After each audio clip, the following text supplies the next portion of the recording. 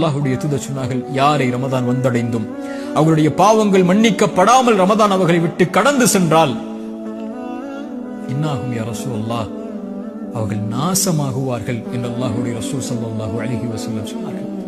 இந்த ரமதான் அல்லாஹ்வுடைய அருளை பெறுவதற்கான மாதம், ரமதான் தொழுகைக்கான மாதம், ரமதான் குர்ஆனுக்கான மாதம், ரமதான் நோன்பிற்கான மாதம். யா பாகியல் கைரி அக்பில், நன்மைகள் விரைபவர்களை முன்னேறுங்கள் என்று அழைப்பு கொடுக்கப்படும். யா பாகிய ஷர்ரி, தீமையில் இருப்பவர்களே, குர்ஆனை மறந்தவர்களே, திக்ரை மறந்தவர்களே, தொழுகையை மறந்தவர்களே, அல்லாஹ்வை மறந்தவர்களே, அக்ஸிர் அக்ஸிர், குறைத்துக் கொள்ளுங்கள். வலில்லாஹி உத்தகாஉ மினன் நார், நரகத்திலிருந்து இந்த ரமதானில் விடுதலையாக கூடியவர்கள் இருக்கிறார்கள். ரசூலுல்லாஹ் சொன்னார்கள், ஒவ்வொரு இரவிலும் சுப்ஹானல்லாஹ் ரமதானை பயன்படுத்துங்கள், கண்ணியத்தோடு ரமதானை கழியுங்கள், அதிகம் அதிகம் நன்மைகளை செய்யுங்கள், அதிகம் அதிகம் வணக்க வழிபாடுகளில், குர்ஆனில், திக்ரில் நன்மைகளை செய்வதில், எந்த நன்மையாக இருந்தாலும் அதை செய்வதற்கு